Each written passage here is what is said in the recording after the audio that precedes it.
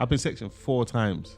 The last time was last year, and before that was like a 6-year gap. Not only has my thoughts brought me in here, but now you brought me into a place where you've left me. Thoughts? You've left me with my thoughts in a wild surrounding with other people that's battling their thoughts. Like, she just set the standards so high. She's not really impressed by a lot, which is good because that makes you always want to strive to like. Work ethic was crazy. Even when they took the body from the house, I left. I was in the park and I told them to let me know when they've taken it and I'll come back because I didn't want to see that. I'm such a visual person. I do everything in my mind. You had this amazing success and then the label dropped you. I mean, when you went through that, I mean... The emotions, like, I went to hospital for so that means like I must have driven myself insane mentally. Literally. Never spoken to them about it. Like, they just got on with it. Like, do you know what I mean? But everyone's wired differently at the end of the day. So they might have not seen it as a big deal the way I saw it. In my internal dialogue, and I got these little miracles, TED Talk, headline show, mental health. I can be sitting here right now, as charismatic as I am. I might have been thinking about suicide 2 minutes ago. You won't know. So the only way we can help people is to make them comfortable, to understand how cool it is to be vulnerable and say how you're feeling. So I said, you know what? What's the best way to do that? By leading by example. So with my album, I just shared there's certain things you're going to call me in the album, like, fucking hell, because you went deep on that one. But I did that because I want people to know that you can do this, it can be received well, it can touch people, and that will inspire other people. Could you do me a massive favour and click follow or subscribe button? It helps the podcast out so much. Hello and welcome back to another episode of Make Contain. I'm joined by Shocka, who's author, rapper, mental health advocate. I've been missing TEDx speakers. TEDx. I love how you added author in there. Yeah. It sounds new. We'll get to that in a bit. Honestly, it's exciting, obviously, to kind of, share that on the podcast. Yeah. For anyone of the listeners who obviously maybe have not come across yourself before, would you like to do a bit of introduction? Author. Speaker. TEDx speaker. You might be familiar with my TED Talk about self-love and my journey. Rapper. That's where most people will know me from. My history with rapping and from Marvel days and so I'll say author, TEDx speaker, rapper, mental health advocate. I'm from North London, Tottenham, Broadwater Farm to be specific. If people don't know about Broadwater Farm, you can Google it. It's got a rich history. It had a negative. Do you know anything about Broadwater Farm? I don't know much about it. Oh my goodness! It had. I was going to jump into it. I was going to say like, what was Tottenham like growing up? Yeah. My God, do you remember the riots in years ago? Yeah. Yeah, the person that got killed, Mark Duggan, he was from my area. Oh wow. Broadwater Farm, and they had another riot in 1986, and the police officer's head got chopped off. Jesus. Yeah, it was serious. So the estates had like a proper negative stigma following the estate, but now like. The new generation's done a great job of like turning that around. I was going to say, what's the reputation like now? Is it like changed a little bit? It's much better. Like Heady One's from Broadwater Farm. He's doing amazing things. Bando K, Abracadabra, all these people, like they've changed it. Changing like the reputation. Changed it around. Yeah. Like, I see kids in the estate with their camera phones out like, oh my God, we're in Broadwater Farm. I never used to see that. I came back in the day, yeah. I came from a time where like you order a cab because there wasn't Ubers. Yeah. And they don't want to take. They say where you trying to go to, and I'm like Broadwater Farm, and they're like, nah, get someone else. They wouldn't take you. Now it's like the only time I've ever heard that. My mum from Salford, and her parents like from a rough area in Salford, and back in the day when she used to go out with the girls and was like, "Can we get a cab?" Like they wouldn't take her into like Odsal in Salford. Yeah. Can we swear on this? Yeah, same shit, same exact shit. They wouldn't take you. So now to see the transition from that to now, kids with their camera phones and like. Whenever I mention Broadwater Farm, they'll be like, oh, OFB, like Heady One. And like, they even like, they do these like cookouts on the estate. So they'll put like a tweet out saying, everyone come to Broadwater Farm at like 6:00. And like the estate will be packed with like, you know. Everyone. I've never seen that before. Is it like very like community led? Everybody knows everyone. Like. Yeah, 100%. Definitely community led. Yeah, everyone knows everyone on the estate. You spoke about on a previous podcast about adversity and that you kind of wish you had more of that when you was younger. What did you mean by that? It's weird when I say that because it's like, it makes me feel like I'm not grateful for the parents I had and like, but I mean like, so this is for anyone out there listening to this that's like, doesn't have their dad in their life or doesn't have their mum in their life, or maybe both of their parents have passed, or maybe they've been poor for a long time and like they've gone through a really difficult time, yeah, I'm kind of envious of those people because that builds character. Like when you go into the real world, like you know how to handle yourself because you've been through like those adversities when you're young. Yeah. Do you know what I mean? And it prepares you. Whereas like for me, I had the pros and cons. I had the pros of like being spoiled like by my mum. I'm my only child, no brothers, no sisters. Being spoiled by my mum, getting everything I wanted, just living they call it the soft life, living the soft life. I had all the game consoles at my house, PlayStation, Dreamcast, Mega Drive, everything. All my friends would come to my house. And people was jealous of me when I was younger, like, oh, you got it so easy. Now I'm older and I've been thrown into the real world and my mum's not here, my dad's not here, and I'm struggling to like cope and adapt and become a man. And that's because I never had the adversities to build my character. So that's what I meant by that. I was just missing out. That was the cons of not having those adversities. When you go into the real world, you're not prepared because it is harsh out here. No one cares about It's you. like money. Yeah, it's dog eat dog. It's like, dog eat dog, and you have to be prepared for it. And so, yeah, that's what I meant. How was your relationship with your mum when you was younger? Like, you guys close? It was beautiful. My mum was like everything. Like as I mentioned, I was the only child, so that was my mum's pride and joy. Like my mum was my mum was everything to me, everything. And she gave me like the best childhood I could have had. Apart from minus adversities that I said I was missing, which like no one prays for adversities. Do you know what I mean? It's just a thing in her life that happens. Do you know what I mean? But like apart from that, like I really enjoyed my childhood, man. Like everything I wanted, like I don't know how she did it because she wasn't rich.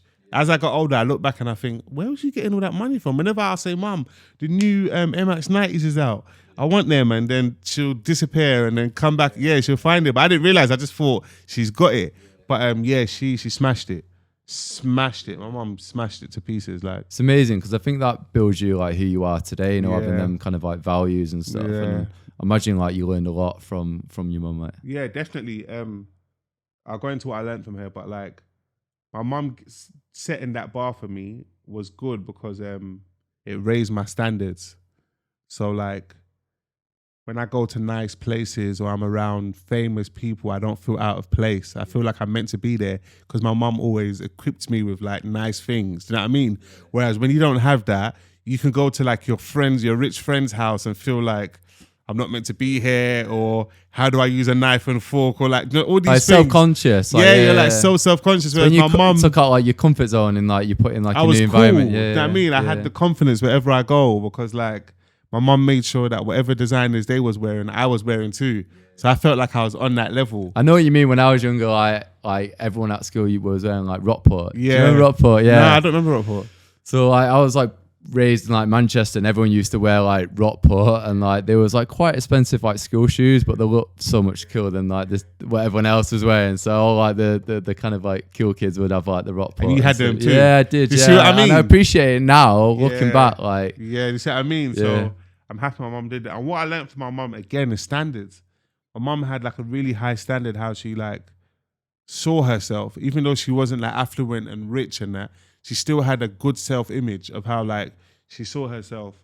I mentioned this in my book, which we'll speak about later, but I would go for a run just once around the park. I had a park near in Tottenham that I used to go for a run around. I'll go once around and I'll come back home like tired. And my mum would be like, why are you so tired? What did you just do? And I'd be like, I went for a run. And she'd be like, how many laps did you do? And I'd be like, I did one. And she'd be like, come on, man. She's like, I do that just going to the shop and coming. And I'm like, oh my, like my mom's standards are so high. Even when I signed my first record deal, my mom was like, how much did you get paid? What's the advance? And I told her, she was like, come on, man, that's peanuts. I just watched that documentary about Michael Jordan, and the mum was like such a massive figure in his career when just before he got signed for Nike. She was like, I want a percentage of all the sales on like the Jordan Airs and like Air Jordan, sorry. And like because of the mum, like now he made like what 400 million or 500 million. Yeah. But like they had to go to the mum to get him to like go over to Nike because Nike wasn't a cool brand in the basketball kind of like world then. So my mum was like kind of like his mum. Like she just set the standards so high. She's not really impressed by a lot. You know what I mean? She's not really impressed by a lot. It takes a lot to impress her. which is good because that makes you always want to strive to like. Like the work ethic. And her work. I'm so happy you mentioned that. You was meant to say that. Her work ethic was ridiculous. Like I'll see my mum coming from work and then 10 minutes later she's getting ready again. And I'm like, what are you getting ready for? She's like, I'm going back out for another shift. Work ethic was crazy. So I definitely got that from her. She was funny as well. I got that. Everything I got. I don't know my dad, so I don't know what I got. I think I know what I got from him actually. Like there's certain, certain character traits. I'm like, nah, that's not in my mum. So I might have. Are you in touch with your dad? Do you know? Or is that? He pops up here and there. He pops up like recently. He popped up, but and then he disappears. Do you know what I mean? But I can get to him. I've got contact with his sisters and numbers, but like he's been absent from my life for so long that like. It's like I don't care, and it's fucked up. And when you're at that age now, like, I think once now you get older, you understand. I don't know, obviously the full story, but as you get older, you understand. Like, because I know my girlfriend and she don't speak to her dad. So I kind of. Yeah, it's like I'm not bothered, but then I've learned so much, and I understand the importance of like going to see him, making that connection. Understanding more about my history and just patching that relationship up on a spiritual level, like it's bigger than me. Do you know what I mean? But I just can't bring myself to do it. So it's just, I can't bring myself to do it. But I understand the importance of it. You said like a spiritual level, is like religion like really important for you? I know you've spoke about it, massive. Yes, man. God is at the forefront. And I feel like I'm not the kind of person to push the idea of God onto people. Like I was saying this to someone yesterday on the phone. You have to have a personal relationship. You have to have your own encounter. Something has to happen in your life that is beyond words, beyond your five senses, that you can't explain, for you to sit down and be like, I get it. I get what Stormzy means when he's singing Blinded by Your Grace with his heart out. And they're thinking, what's this God you're talking? Like, I get it now. Like, what just happened there was indescribable. You have to have that experience. I can't force it on you. Yeah, I've had that experience. I've never had it. Yeah, like I'm like Christian, but like because like it got put on me. Like, but I mean, was your mum like really? Yeah, of course. My mum was raised a Christian. Like, I was always raised in a Christian. Then I strayed away from it and went my own path. And then I had my own like personal experiences. Then I came back. And then like I did my own research. Then I kind of strayed away from Christianity again and then built like my own personal relationship with God. And then I just understood more, but like you have to have your own encounter. That's the only way you're really going to get it. They say who feels it knows it. And I understand that. Like if your parent hasn't passed before, you can't really empathize with someone that like has lost a parent. You just won't get it until yours passes or something and you be like, oh. Now I understand why they was like curled up like that for like 1 month straight. I kept telling them like, it's okay, get over it now. But you know what I mean? So the whole God thing, you gotta like, I've seen so much. My life, I haven't had a normal life spiritually. Do you know what I mean? Just in general, just what I've seen. Do you know what I mean? Just touring and I can't believe like you've achieved like so much. When I was like really kind of like digging deep of what you've achieved and stuff. And I did want to like touch upon like, sorry, just like kind of going back to your mum. Like, I'm so sorry. Obviously, she got diagnosed with cancer and she passed away. And you did this song and it's really touching. Obviously, like because you dedicated to her. Yeah, going through that. Mm-hmm. I mean, that must have broke you. I mean, did you have a circle around you to really get you through that? At the time, yes. Do you know what? Funny enough, I started. This is where God comes in again. This is what I'm trying to say. This is where I can't explain this. So it has to. Maybe the word God puts people off. Maybe, so if you want to use the word universe, some people say universe to make themselves feel more comfortable. Some people say creator. Some people say higher power. Whatever you want to call it. It's really real and it exists. So it's like, before my mom got the diagnosis, I bumped into my old friend that I met multiple times called Hussein Manua. He's a poet. I don't know if you heard of him. No. His mom passed. But at that time, I wasn't thinking of it as anything. Obviously, I was just thinking that his mom passed. You know what I mean? We've come back into each other's lives. He was helping me out a lot. Then he introduced me to this girl called Jamala. and her mum passed. And then a couple months after that, my mum got the cancer diagnosis. And then I thought that was God's way again of like saying, I know what's ahead of you and I'm bringing these people in because they're about to help you at the most devastating time of your life. And they did.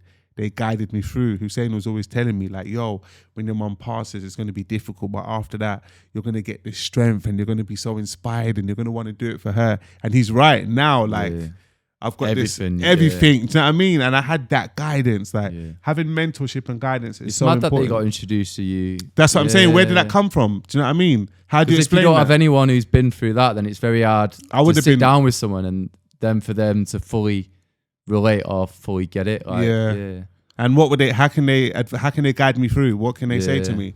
They probably can lead me astray, giving me the wrong advice. So like, how do I explain that? Do you know what I mean? That's beyond my powers. So that was devastating though. The whole I was saying this on a podcast yesterday. I was saying my mum passing, even though the cancer was devastating. This sounds fucked up when I say this, but like I kind of prefer that. Like I knew that she was gonna pass. That and like because it's. Is it having time to like? Yes, time to like digest. Because I always find it more shocking. Like the sudden ones. Yeah, the sudden ones. So I had a tutor who I fucking like looked up to, like the first person to like believe in me. Yeah. And like found out one day on like Facebook, like he committed suicide. Yeah, that's what I'm saying. Yeah, and like it broke me, and I was more upset than I think the shock. Yes. Whereas like when I knew my grandma passed away during the lockdown. Yeah. I was upset, but I had time to. I knew it was gonna happen. Yes, but when you don't know it's gonna happen, that's when it like. That's exactly what I'm trying to say. It's like I knew, so it's like I kind of was like preparing myself, and like I got to like live in the moment more with her. Do you know what I mean? Like, I got to like I was saying it to someone yesterday. Like she'll be in the kitchen. Like you've got a kitchen here cooking and I'll just be staring at her. She's like, why are you staring at me? And I'm like, no, nothing. But I'm just taking that moment in. Whereas I wouldn't have done that before. I would have just rushed out the house or like glanced at her for a second and left. But I knew like I have to take this moment in because in the next 6 months or in a year, whatever, I'm not going to be able to. Do you know what I mean? Like it's like taking a mental picture because I'm not really a video person. Yeah. I'm like in concerts. I've been to so many concerts. I got none in my phone. They're all stored mentally. Like you can't like everyone now like are on the phones and like you can't fully like take that moment. You know what I mean? Like images and like it's important too because when she passed, the images I had of her weren't really good because of how slim she was, and you know when they deteriorate and like even when they took the body from the house, I left. I was in the park and I told them to let me know when they've taken it and I'll come back because I didn't want to see that. I'm such a visual person. I do everything in my mind. No, the same mind that took me. The same mind that took me to these mental hospitals is the same mind that like I use for my genius. It's like it's crazy. So I got to be really protective of it. Yeah. I was gonna say with like your upbringing and stuff, like you've gone through so much. I know you spoke about. Did you get sent to Nigeria boarding school? Yes, I got sent to boarding school for 2 years. Why was that? Where did that? I wasn't doing well in school. I was doing terrible. I did terrible in school. I was like a class clown. Typical class clown in school. Just getting in trouble. Just coming to school every day to have a good time. Not even for education. Like I was just to see the guys. Like, to see the guys, not knowing they was getting educated. Like while I was making all the jokes, they're laughing at me while doing their work because I see it later on in life, like what they know and like when we communicate. And I'm like, oh, you fuckers. You let me be the class clown while you like got the education. But got the grades. And got the grades. I did terrible in school. But maybe it's because I knew what I wanted. I knew what I wanted to do from a young age. I started music. For everyone as well. No, like, it's not. Academic, like it's not for everyone. Like some people create. And most of it is bullshit. Yeah. They don't teach you about like business or like even just like, I mean, as I got older now, I'm trying to sort out like trying to save more money now. They just teach you about that. Yeah, exactly. But I feel like I'm in school now. Like I saw a Nipsey Hussle interview and he said, in this internet era, you can literally put your headphones on and go to class. And I understood exactly what he meant by that because that's what I've been doing. I've been putting my headphones on, finding what I want to learn, and I'll be on my phone for hours. just literally like studying everything I want to learn. YouTube, but honestly, I like can pause when I want, get a drink. Do you know what I mean? Have a break, come back to it. It is sick. That's how you're meant to learn.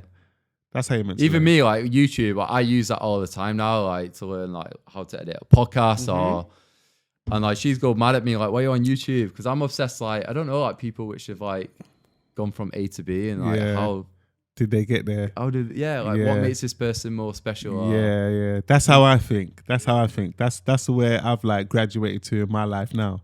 Before I'll see someone blow up in music and I'll just hate on it and be like, why did he blow up? Like he's only been like, for example, say someone, not Stormzy, I love Stormzy, that's my guy, but just using him as an example, people must hate on him a lot because he just came into the game and just blew up in the space of like 3 years. So imagine all the people that's been there for 10 years. And it's all the people in the grime scene. Cause I remember his first album, he talks about like people like, within the grime scene like hating on him. Because he's obviously like making it like you could say more mainstream. But now he's bringing more ears to it. It's a bit like this influencer boxing. Like they hate on it, but it's bringing more eyes to boxing. So exactly. Like, you can't win sometimes. I study the why and like what are they doing that I'm not doing, and then like if you really study Stormzy, you'll realize like there's so many boxes he ticks. You know what I mean? Just as how he conducts himself. Do you think that's what makes him maybe different to the... Yeah, of course. How he conducts himself is important. Like he's extremely likable. Like I've met him on numerous occasions. We're proper cool. You can't not like Stormzy. That's very important because in music, you are the business. Like I'm here. Like no one's representing for me. This is the business. Like if you do something to me now, the Shocka business is done. Do you know what I mean? So... it's important to be likable because you take yourself everywhere you go. And then his faith in God is important because like, I feel like with religion, sorry to go back to it, I feel like if they want to get people on side, they need to show results. Because as human beings, we like to see things. Do you know what I mean? Even Jesus had to display certain miracles to shut certain people up. People have to see things. So like, if you want to make someone a true Christian or a true Muslim, let them look at your life and be mesmerized by the results and have to come and ask you, bro, what are you doing? Your life is sick. Then you can be like, yo, this is the work of Allah. Read this. Or, do you know what I mean? Stormzy's life is a testament. I don't care what you have to say. No one comes out in the space of 2 years and does Glastonbury headline and... I love how he thanks his mum all the time as well. Do you know what I mean? Because he said his mum was the one that brought him into the faith, but like his results is evident. And that's how I want to be. I don't even want to speak about my faith. Like obviously I'll speak about it, but I want my results to be a testament. I want people to look at my life and be like, he knows something. We have to like something. It's working. Something's going on for him. Something's happening because we're both human beings. Why is it not working for me? You know what I mean? And whilst it working for him, I need to talk to him, and then you can like explain your philosophies. It's like Seth Godin. Do you know Seth Godin, the publisher? Yeah, he's a writer. He's incredible. I feel like he's been on another podcast. He's been on a lot of podcasts. He said the enrollment theory. So he was like, only share your philosophies with people that's enrolled on the journey. So if I'm a bus driver and I'm going to Liverpool, and you're trying to get to Liverpool, and you come on my bus, I don't have to argue with you because we're both going to the same place. I know it's going to be a smooth ride. Whereas like, I'm not going to force someone to be like, everyone get on the bus in Liverpool. What if you don't want to go to Liverpool? Do you know what I mean? So he's like, make sure everyone is 50% enrolled. So that's what I do. I always ask. People around you as well, are interested. Do you know what I mean? Instead of me. That's why like when I see the people on the streets with like the flyers and the microphones, it's like, it's disturbing because people are not enrolled in the journey. I would rather have a table and say, if you want to know more, come speak to me and just sit there. And I know whoever comes, they came with their own free will. I think like sometimes like, you're walking down Oxford Circus and like people try and squeeze it or put it on you. And like people just don't relate with that. I want everyone's got their own life and going on. Like, but that's if I want to find out more, like that's why music's so sick because like you're not forcing the fans. They literally find your page. Like you hit me up. Do you know what I mean? Oh, I want to watch. So that's 50% enrollment. Then I matched your 50 and now we're here. Do you know what I mean? That's how it should be. That makes sense. What is your introduction? Obviously, we'll get to the music and the single. What's your first influence to like music from a young age? What was my first influence to music? Do you know what? All the like great musicians, like the Bob Marleys and the Whitney Houstons, and even before that, I had to double back on that. I wasn't hearing that in my household. I think I heard Bob Marley in my household because my mum said I used to call him God Marley or something. Oh, really? So, yeah, when I was younger, play God Marley, God Marley. But I think I heard that in my household. But I had to double back on that later. But I was really like a grime kid. Growing up, yeah. I was a grime, like, I remember I used to sleep by I had a radio in my bed and I used to sleep by it and I wake up and it'll be on. I don't know if that was healthy or not. Yeah. But so when you were sleeping, you're still when I'm sleeping, I'm still hearing it. Like, I was obsessed. I've been listening to Jamie forever on Heat. There was a radio station called Heat FM in North London, and all of them used to be on there. And like, so that was the first music that really like did something to me, that really moved me. Like, even, do you know Heartless Crew? There's a group called Heartless Crew, and I saw them when I was younger perform. And that did something to me as well. Yeah. And like, I got one of their numbers in my phone now that I'm older, and I'd look at it mad, yeah. and I think, fucking hell, that's a crazy full circle moment. Like, yeah. I always love how like Steve Jobs says, like, you can't connect the dots looking forward, you can only connect the dots. Like, I mentioned that in my book too. Have you? Yeah. I stole that quote. And mate, I love it. Like, even in talks, so I always like, because when you look at the back of the dots, you actually see, like, fucking hell, I've gone from A to B. Yeah. You don't really see that sometimes. Like, 'cause you achieve it and then you're like, you want him like more, or you're like, oh, this isn't not good enough. But like, I think as a human behavior, like, we're always like, it's true, seeking more kind of thing. Like, true. do you remember the first lyrics like you wrote? Yes, I had a lyric that goes, some girl gave me shiners, I went shiners his head. I don't know what I was. Really? I don't know why I had these lyrics at this age. I think I was probably like 12. Yeah, I can only remember the first 4 bars. It goes, some girl gave me shiners, I went ooh. Next thing you know, my tings went blue. Went to the doctors, what should I do? All because I'm black, I won't help. So I must have known about racism. I said, all because I'm black, I won't help you. What? Took off my jacket. That's all I remember. But I must have started fighting the doctor. Like, young age, well. Yeah, and I'm a kid. I don't know where that came from. Yeah. But at that time, that was so ahead. I remember like that reaction you had. Imagine me saying that then. Yeah. Like, I remember there's a kid who I got brought up with. Like, I don't know if you've heard of MC Smalley. No. So like, he was like a big MC and he was like 12 and he wrote this song and it went like viral. But back in them days, it was like send me on Bluetooth. Yeah. So like he did this song and everyone like shared it and everybody knew him within like the Manchester area. Yeah. I think it got like 1 million views on YouTube as well. Like, yeah, but it's mad, innit? Like some people like from that young age. Yeah, definitely. What kind of music do you listen to now then? Oh, I listen to everything now. Yeah. I've doubled back. I've done my history. I've done my homework. I listen to all the classic hip hop albums. I listen to every genre. And I got my Apple Music subscription. So like, as soon as something comes out, I go listen to it straight away. Even if it's just that one listen, I can listen to it because I've got the access to it. I just go listen to everything. I like, I don't know if you heard of Asake. He's an Afrobeats artist. He's incredible. He's about to do the O2 this summer. He is amazing. Rap wise, I listen to everyone. Little Sims, Koji Radical, Nines' album just came out. Potter Paper's album is phenomenal. Rex Free 2, Avellino just dropped an album. Gets his album. I listen to everything. I have to listen to everything because I want to know like what's going on. What's going on? And I think with you, like you go by the stage name Shocka. Yes. Can we talk about that about the name and then we'll get to the music? Like, where did that come about? Shocka was a name that was like hovering over my head since a young kid. I still don't even remember how I even got it. I think from what I remember, it's 2 reasons. When we was younger, when we were dancing, it used to be called Shocking Out. Oh, really? Yeah, they'd be like, he's shocking out. Yeah, that was a tag in that. So I used to love dancing. That's one reason. Number 2, I used to say the most shocking things. Like in cussing, I used to get in cussing matches a lot. Yeah. And I used to say the wildest things about people's mum. So I think people had that name stuck. Yeah, because we used to cuss each other's parents and like, remember the cussing matches? I used to say the wildest shit. And then, as I got older, I wanted to redefine it because I was like, right, cool, I got this name hanging over my head.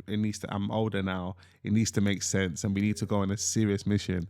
And then I found that acronym for it, which is Spiritual Healer Others Can Know is around. That's what it means, Shocka. And that means the more I do podcasts like this, the more I'm open, the more I'm vulnerable and I tell my story, other people around me can see that example and want to do the same thing themselves. And that just as soon as I thought of it, I was like, yes, that's me. That's what I do. Yeah. That's who I am. It all and just then like clicked. Like, it just clicked. And then another meaning for Shocka is because I've always wanted to shock my friends, my family, and the world in a positive way. With my life, though, like what I was saying to you, I would want, like, at the end of my journey, I would want, like, my friends, my family, everyone that knew me to look at my story and be like, that was crazy. That man went on, like, he had a wild experience in this life. your like music career, did it start off with Marvel Group? Was that the first bit of like success? Marvel, yes. That's why I got the tattoo on my shoulder. Yeah. Marvel was like, that's when things got really real. Where did you meet them guys? Like, I met Double S in school. Yeah. Double S was like a star from young, though. You know, like how you said the kids that people were sending their songs on their phones in the area? Yeah. He was one of those kids in our area. Like, everyone was sending his phone, sending his songs around. And like, we had this rave, like this party that we used to go to that we couldn't even get in, we snuck into. Not only did he get in at that young age, he was on the stage performing and everyone was going crazy. In front of everyone. So I met him from young. We went to the same school. And then Vertex, one of my friends went to school with Vertex and brought me to his house one time. But I didn't really know him. So I just ended up in this guy's house because he had a little studio in his house. But then I met him again. He was, because he does filming and videos and editing. So I asked him to do my cover for my little promo 4-track CD I did. And like, he did it. And then we became like great friends. And he asked me to be in the group. And then we just went on world domination. Just that's said, mad. So you got signed by a record? Yes, we got signed by a label called Risky Roads. There's a in the grime scene, there was a period where like everyone was doing DVDs. You take a camera and go to each person's area and just film the sickest MCs from that area. But there was this big DVD out of all the DVDs called Risky Roads. Is this like before SBTV? Yeah. It was before SBTV. SBTV was probably the Michael Jackson of the DVDs. Like not even Michael. Michael. Yeah, because Michael took it to the Jamal took it to the next level. Yeah. So this Risky Roads guy got some investors from some billionaires investing in him, millionaires, whatever it was, and they invested in him. And we was the first act that he signed. And he signed us in 2010. Do you remember getting signed? Like, beautiful. We got signed in Tottenham, in Costa, outside Costa. And we signed it. We didn't know what we were signing. I don't think we was prepared for what was going to happen, but we signed it and we thought, all that, because we put in a lot of work. Was you like supporting like Chipmunk? Yes, that was after we signed. Yeah. After we signed, we got asked to go on the Chipmunk tour. Then we went on tour with Chipmunk. Then we went on tour with Diversity. I remember watching Chipmunk like when I was. I actually went and seen him live when I was like 16. Where did you see him? Manchester. Yeah. You imagine. Was it the same tour? Was it the Shine Shine tour? I don't know what tour it was. Yeah, he was like. Chip's been a star. Chip's been a star for a very long time. I've seen Chipmunk's whole journey. So he's someone I really like respect. I really respect. Is he still producing music now? Yeah. He just dropped something like a couple of weeks ago. Oh, really? Yeah, he dropped something a couple of weeks ago. But that's what I'm saying. The music thing is like, it's for someone like him that's been in this game for over 10 years, you have to respect it. Because usually you have like 1 year and you're out. Some people have 6 months. Some people have one song. And then that's it. So what I would advise, I think that's the worst as well. Imagine getting that one bit of success and then thinking like, this is me sorted. Yeah. And then like it being taken away from you. Yes, that's like, what I experienced. Mental health. Yeah. That's what I experienced. So you had this amazing success and then the label dropped you. I mean, when you went through that, I mean... Yeah, the label dropped us after the single. And it's funny because I'm cool with them now. Yeah. Like everything's come full circle beautifully. Like the guys that signed us was called Mark and Dean. Me and Mark are like bud tight now. And I got to speak to him about it. Like, why did he drop us? Like, what happened? And he said, we ran out of money. Which I never knew that at the time. Yeah, I just thought like, I just. Did you question yourself? Like, am I good enough? Like, I went through all emotions. Like, I went to hospital for fuck's sakes. So that means like I must have driven myself insane mentally. Literally, I went through like all emotions. So like, I was thinking, was we not good enough? And I remember them saying at the time that like all the labels just want Double S instead of us. So that was playing, and I was thinking, oh fuck, like, I didn't want him. Do you know what I mean? Like, what about us? Like, and that's. The first thing, like, the envy of that and the jealousy of that, and like, also the fear of like, what am I gonna do? Because I never had GCSEs. I couldn't get Probably a job. quite scary. Not like you say, what am I going to do next? From Yeah, that? like where do I go from here? Because yeah. this is the only thing. This is the only thing I've ever been good at in my life. You're passionate about it To an excellent level. Do you know what I mean? To a level that I can show it off to other people and they'll be impressed. Everything else, I failed at. Failed at school. Failed at making things or whatever. Do you feel like that was the first part where you was like, your mental health deteriorated from that? Yes, that was my first. Up until that point, like what I said, I had a beautiful childhood. Up until that point, everything was like smooth, going up, smooth. Girls, clothes, class clown. When you're the class clown in school, it's pretty cool. It's only later on in life that you become the clown. But in school, like you're the cool. Like everyone, when you come in class, everyone's like, Shocka's here. Do you know what I mean? The class is gonna be lit. Buzzing, yeah. But do you know what I mean? So like that was my first experience of like, whoa. Where do I go from? Where do I go from here? Why am I doubting myself? Up until that point, I don't remember doubting myself when I was younger. I remember like anything I wanted to do, if I wanted to do, you just do it. I just do it. That was the first time I doubted myself. Like, am I good enough? Where do I go from here? That was the period where like everyone was going to university as well. And like I was just at home doing nothing. Do you know what I mean? And like I come from an African background and they're really serious about like education and your future. So imagine me just roaming around the house every single day when my mum comes in. Was she pushing you to do? My mum didn't. Or is she happy with you finding out what it is? Yeah. My mum just wanted me to do something. I don't remember my mum ever like pushing me to be like a doctor or like my mum. I don't think she thought that far. Do you know what I mean? Not even because she had 2 miscarriages before me. Oh shit! All right. So just her having a child, I think I don't know. I'm putting words in her mouth. I don't know, but this is what I think. I think she might have just thought, "Fuck, I'm happy to have a child. I've lost 2. I've got 1. Whatever he does, he does." Do you know what I mean? I don't think she like intentionally wanted to craft out like. She's probably happy like, and that's like obviously she spoiled you like. Do you know what I mean? Like, so just hoping like that's why she probably took me boarding school. Let me see if I can give him the best education, just hope that springs into like something. So like I was lucky in that front because if she did have a set intention for me, that would have been way more pressure.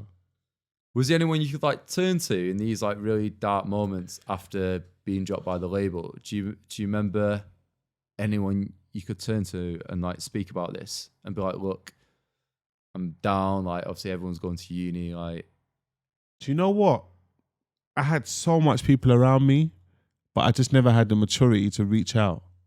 But if I could go in a time machine and go back now, I probably would have spoken to Double X or spoken to Vertex or spoken to my friends and said, "How are you lot? What do you lot think of this? Like us being dropped and like us spending this whole year not knowing what we're doing, like, because I've never spoken to them about it. Like they just got on with it, like, you know what I mean? But everyone's wired differently at the end of the day, so they might have not seen it as a big deal the way I saw it. Yeah, and I think even like back then, it's only recently like more of my like guy friends are like speaking up about like their mental health and like that was like a taboo back then. Yeah, the stigma was massive. So even if I don't think I would have spoken to them because it was seen as weak. Yeah, and imagine this is where I was fucked even more is because I was seen as the cool guy. So this is where the This is where the cool guy plays against you, and most of the cool guys will know this that I'm talking about. You can't be seen as the guy that's got problems. You're the cool one. Do you know what I mean? And now I don't want to be the cool guy anymore now. I want to be the human guy. I want to be the guy that like has his good times, has his down times, the guy that can be vulnerable, the guy that can, do you know what I mean? I don't want to be the cool guy. The cool guy gets boxed in the corner because when times get really hard, you can't show it. Yeah. You can't show it. When was the lowest point for you? Do you feel in the part of your life like kind of going through it? The lowest point was the sectionings. I think each sectioning was like a new low, if you know what I mean.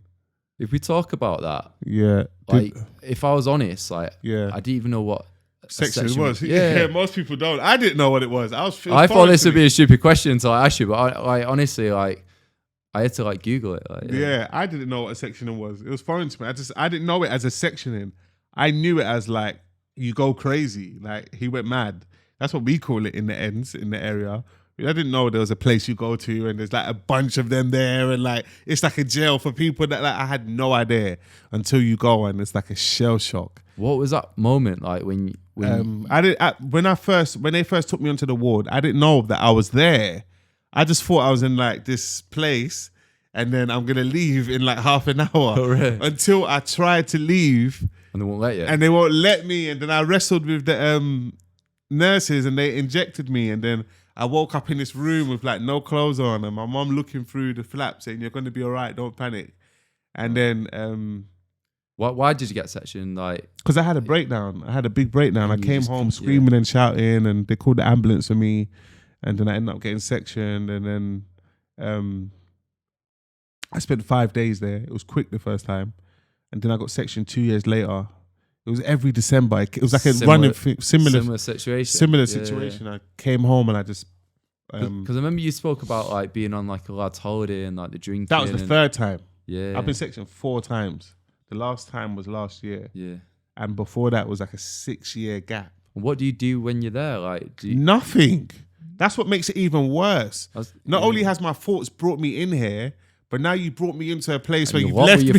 You've left me with my thoughts in a wild surrounding with other people that's battling their thoughts. There's people walking up and down the corridor just talking to themselves.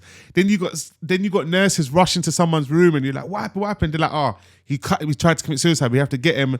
It's just a wild environment. Yeah. Like I always say to people, if I spent any longer than 2 weeks there, I understand how Your mind will like... I understand how people get lost in that world. Yeah. I get it. I Yeah. understand. I've got people Because you've been there and you've experienced it. I get it, man. I've got people that's been there and they come out and they're never, you probably know people, they're never the same. Like, oh, I've lost my mate.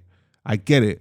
Because it's one of those places that like, if you stay, and there's people that's been there for like, I spoke to someone the other day that spent 7 months there. Another person I know spent 2 years in there.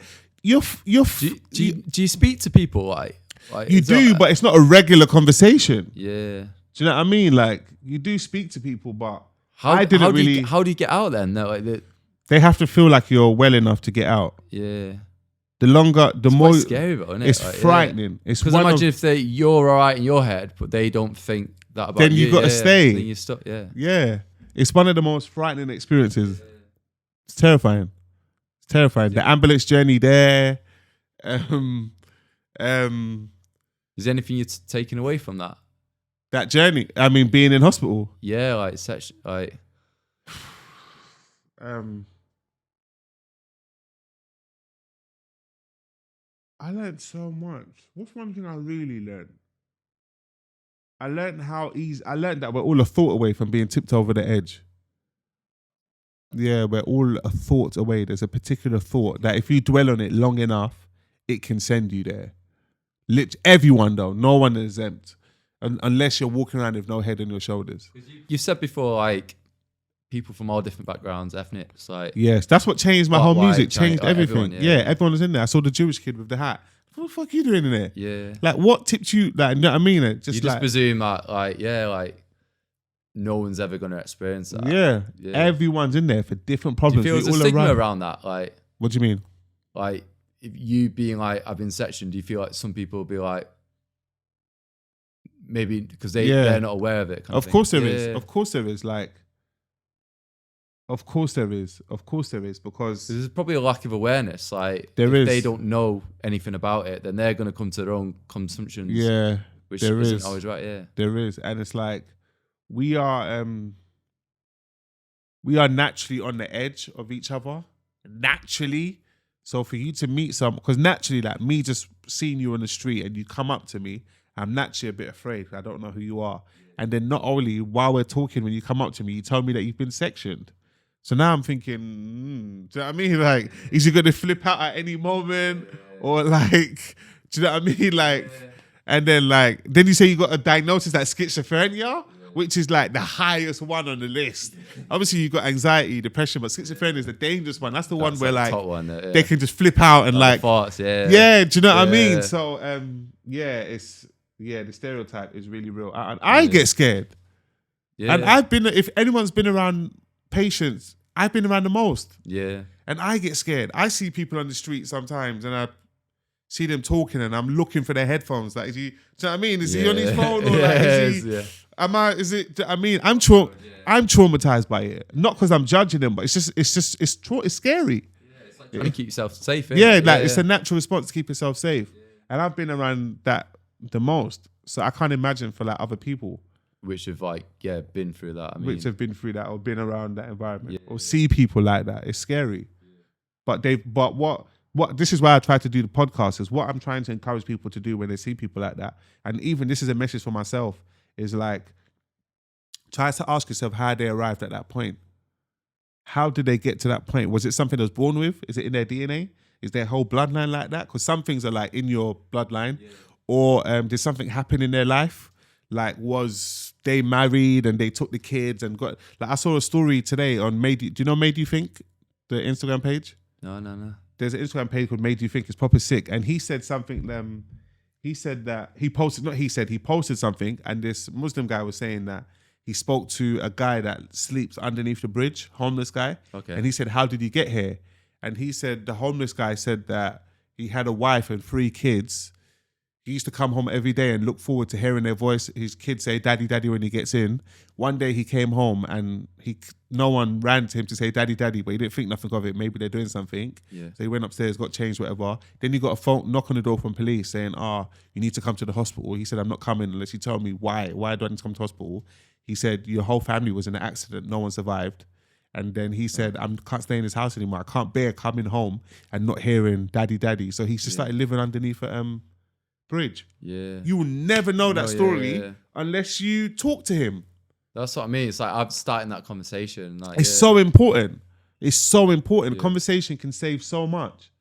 And all these personal experiences have now kind of led back into your music. Can we talk about like self-love and the whole story behind that? Yes. Self-love, that happened in 2000 I got signed for the song in 2018. But that journey started from 2016 when I got sectioned the third time in 2016, and the doctor said that I need to do something to help myself because you've come in here twice already for your age. I was like 27, whatever.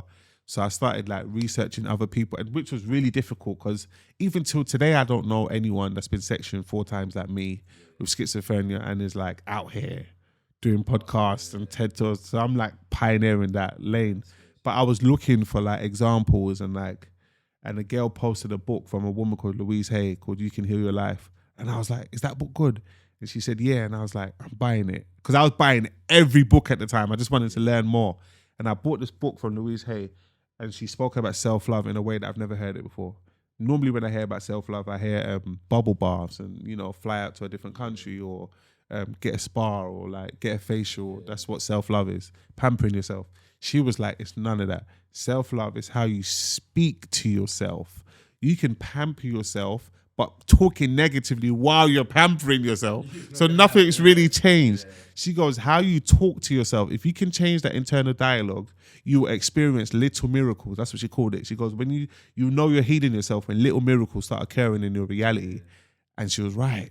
As soon as I started, because I had the worst internal dialogue. I was calling myself a devil at one point because of being sectioned and what I've experienced. And like, I was saying, you can imagine like the craziest things I was saying to myself. As soon as I changed that internal dialogue and I started saying like, I'm a champion and no, you're great and you're special, you're unique, you're one of one. Oh, look how well you... And also another thing that's important is wins. Even if they're small wins. Take it, embrace it, People just focus on the big wins, not knowing that like... But the small wins build... They build, because when you get to like 10 small wins, your mind starts associating you with winning. Your mind starts saying that even when you go to do a task, your mind before you've done it, your mind says you're going to win again. And up until that point, I was on a losing streak. So it was hard to like switch over because like even if I get one win, my mind would be like, that was a fluke. You know you're going to go back to losing again.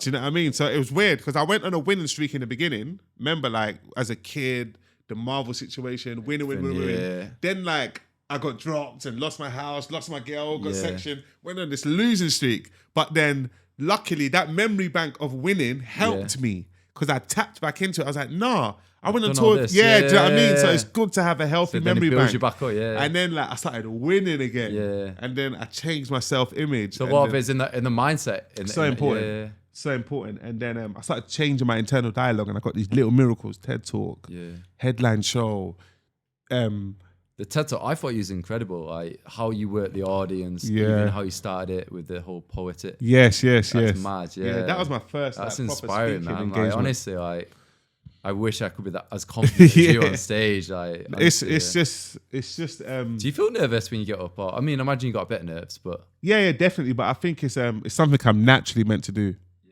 It's something I'm naturally meant to do because I don't talk that much off mic. Unless I'm with like people I really know. I'm a real introverted person. Like after this, obviously I got a show I'm going to, but then I'm going straight home. I'm the kind of person that goes home before the night ends. Like I'm a proper introverted person. But when I come onto things like this and I'm on the stage, I know it's my vocation because like I just come alive. That's where Shocka's birth. Now I know like Shocka's definitely my alter ego. I know the difference between Shocka and Kenneth. Kenneth is like quiet and he's the one that doubts himself and he's the one that like that's the name that was calling me when I was section. Kenneth, come get your medication. Kenneth, your auntie's here to see you. Do you know what I mean? He's like the proper human person. It's probably good that you've got the shock, like you know what I mean? Like you can jump into it. Yeah, definitely. I tap into Kenneth when like I'm writing. So all those human emotions and those songs that self-love, that's Kenneth as character I'm trying to build up. But Shocka's the one that's got the confidence to say it to the world. Yeah. If there weren't no Shocka, those would just be lyrics. Just words on a paper, that would just be lyrics that no one would get to hear because Kenneth doesn't have the confidence to say it to the world. Yeah. So I'm basically like, Shocka's telling Kenneth's story. Like, do you know what? I'm going to be bold enough to say it for you. Do you know what I mean? So you've got a new album coming out in September? Yes. No, not album. I got a book. Sorry. I just finished my album. Yeah. The album, I don't know when that's coming out yet. I'm still trying to get this situation I was telling you about. With the music, obviously we can't discuss everything about obviously the new album, but is there some songs in there which you're like really proud of, which kind of digs deep? The album's called Vulnerability is the New Cool. Yeah. The album's called Vulnerability is the New Cool. I'm proud of it. It's called Vulnerability is the New Cool because I realized that mental health is not something that is displayed on your body. It's not like a sickness. Like if someone's ill, you can be like, oh, you're losing weight, you should go to the hospital. Whereas with mental health, I can be sitting here right now, as charismatic as I am, I might have been thinking about suicide 2 minutes ago. You won't know. So the only way we can help people is to make them comfortable to understand how cool it is to be vulnerable and say how you're feeling. So I said, you know what, what's the best way to do that? By leading by example. So with my album, I just shared there's certain things you're going to call me in the album. Like, fucking hell, because you went deep on that one. But I did that because like, I want people to know that you can do this. It can be received well. It can touch people, and that will inspire other people. Is that going to be like tough to talk, like sing that or rap about it when you're on stage? Like, nah, because it's my truth. It's yours truth. And I've accepted it. It's only tough when you haven't accepted it. Yeah. If you haven't owned it, do you know what I mean? If you've owned it and accepted it, then it's not tough anymore. Yeah. Because I thought, I'd bring you back them emotions, like. But imagine once you're on stage and you've done it a few times, it's the like book tough, is what's tough. Yeah. The book, because we see with music, there's a beat behind it. People might not even be listening to the lyrics. They like the beat, where they're singing the words along to you. Whereas the book is like a cappella, like it's quiet. My aunties and uncles and friends have to read the book. Do you know what I mean? And that's took you 2 years. No, the book took me 5 months. The album took me 3 years. 3 years. Yeah, the album took me 3 years. Yeah. So the book's just like a different. The book is different side. The album is basically the audio version is the music version of the book, but the book's just got more intricate things that I couldn't squeeze onto the album. It's got like little like when I got sectioned the first time and I pushed my mum. Not on purpose, but I wasn't in the right state of mind. And she tried to come up to me to say something and I pushed her. Yeah. I couldn't put that, do you know what I mean? That's in the book. Yeah. I couldn't put that into like the song. Because like, people can take things out of context. Yeah, exactly. With like short form content now, like the amount of times like people can just take a snippet of something and then like. So that's in the book. There's little things that's in the book. Yeah. What would you say your proudest achievement is so far? I mean, you've done so much, so I imagine it's going to be a tricky one, that. Probably the TED Talk, because that's the one people always mention to me out of everything. How many views has that got now? It's not got a lot of views. It's not got a lot of views, but like, it's just such a powerful thing. Yeah. The views don't even matter. I'm proud of my Marvel days. The Marvel days I'm so proud of it. I'm so proud of it. The amount of people we touched. Someone stopped me yesterday saying, "Oh my God, Marvel FM 2, I was locked in." Like, because I've learned so much as well, I can now go back to the Marvel thing and see what we was doing right without even knowing it, which was sick. Because like my career is more calculated. Like I look up to Kendrick Lamar and J. Cole. So their careers are like blueprints to what I'm doing. So it's like I know where I'm putting my next foot just by watching them. Marvel, we was the first group like us. There wasn't a black trio like us. So we was literally like paving the way. So I look at the steps we made and I'm like, oh my God, we put the right foot there and the right foot there and going on Chipmunk's tour, and then Skeptic was like carving our own lane. And then like, obviously Seth Golden that I mentioned to you, he's got a theory called the Purple Cow Theory. And he says like, if you was going to a farm and there was like different cows, brown cows, 50 brown cows, and then there was one purple one, you would tell your friends, oh my God, there's a purple cow, I've never seen that before. And you'll take pictures of it. So he was like, everyone that's successful in their field, you'll notice that they're the purple cow of their field. They're like the only one doing that thing they're doing. So like you, the allergies, or you're like the purple cow. Like if anyone's looking for allergies, they'll look for you. If anyone's looking for a young black male that's talking about mental health or schizophrenia, they'll find me. Like my inbox is always filled. And it's a beautiful feeling. My manager hit me up today. Oh my God, this has come through. Do you want to do it? Do you know what I mean? Because like, I'm the one of one in that space. Now I know that, it made me reflect back to the Marvel journey. I'm like, oh my God, we was the one of one. Yeah. That's why like all the dots was clicking. But I didn't know that. If I knew that, I would have told us to like keep going, because like eventually it's going to click for us because we're the only one doing this. But we didn't know that. So we was trying to fit in with everyone else. Yeah. Like, oh, why do we stand out? We want to be like them. But it's a massive learning curve. But I mean, without that experience, and you can't. I wouldn't have known, So now I actually know what a purple cow is. So I knew how to make myself a purple cow and what I was doing. Or even to aim to be a purple cow. If I didn't know that, I would have just wanted to just put out music and just be like everyone else. But like, I found a way to stand out again, and it's a beautiful thing. Yeah, there's nothing better than that.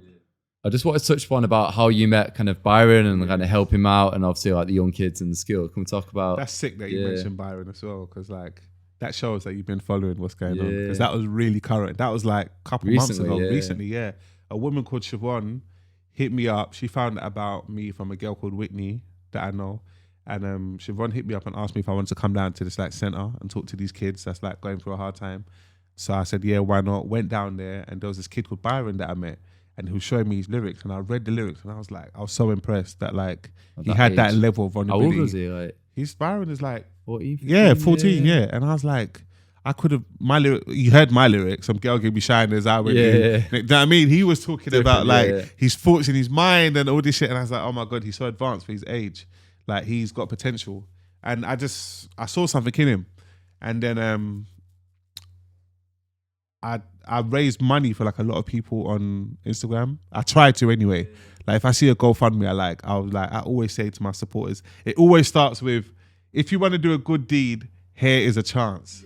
So I was like, let me bring this to my supporters, because I was like, what do you need? And he was like, I need a laptop or a home setup so I can record more. And then I said, all right, cool. I brought it to my supporters and said, yo, let's help this guy called Byron get a laptop, get a studio. The money got raised in like 2 days, £500. And then, I got called the other day to give him an award. And I was like, I would love to. And I gave him an award, and he got the money, got him on stage. So that was sick. It must be amazing to help like the younger kids. Like, they must like look up to you for like everything you've achieved, and they're like, it's like you're planting seeds, because it's like you never know what they're going to become. Byron might turn out to be like a fucking multi-millionaire, or like this big inspiration, and like I might get a call randomly, some like, Shocka, there's a car downstairs for you. I'm like, from who? Byron. I'm like, Byron? You never know. It's all these like touch points you can have in people's lives. And that's what I want. That's what I want my legacy to be. I wrote about it in my book. I want my legacy to be like little ripple effects of like everyone that I gave time to, or I helped out, or I was like their first guest. That's why I don't mind being people's first guest, because you'll never forget that. Yeah. You know what I mean? Everyone wants to be get me on your show when you've got 10,000 followers. But they've already built their thing. It's not special anymore. Do you know what I mean? I want to be at that point where like there was debating if they had the confidence to do it, or who if I can even get a guest, and then they see someone like me and think, could I even get him? He's got a blue tick, or he's got, would he do it? And then I had the same thing. Like, that's what like I'm saying. 20,000 followers. Like, I mean? like, is he going to see the message? That's what I'm saying. And then I say yes. And that drive, it gives them like, oh, straight away you send the voice note. I was like, yeah, like, that's amazing. what I'm saying. That's sick. That's sick. So that's what I want my legacy to be. Like so many like stories of people saying like, mate, and it will come back round in some way or exactly. Yeah, definitely. So I think that's a great legacy to have. I got that from DMX. DMX has passed away. Was it last year? Has it been or longer than that? It might be. I'm not too. I think it's been when DMX passed. Everyone was like posting. Someone posted a video of like them in traffic, and they saw him, and he was like dancing on the street, and like, you know what I mean, just these little moments that we would have never known if that didn't happen. So I would want people to like be posting different clips of like, oh, Shocka came to my house. Yeah, like, done this. It was random, or like I saw him, like that'd be sick. Yeah, no, that's amazing. Honestly, Shocka, it's been amazing to have you on to kind of share your story, and honestly, like everything like you've been through, and like. Honestly, all the best with like the album and the book, and all these amazing things. We've got to talk about that. That's we'll have to get you back on in like a year's time or 6 months' time. Like. Definitely. If anyone wants to kind of follow you or kind of find out about obviously your music or your Instagram, would you like to share that on the podcast? Yes, my Instagram is Shocka_artist. My Twitter is the same thing, Shocka_artist, and that's all you need to know. Those are the main two places to get me. Instagram mainly. My whole journey is on Instagram. Honestly, it's been a pleasure. Honestly, I appreciate it so much, and thank you again, mate. Love. Sweet, yeah.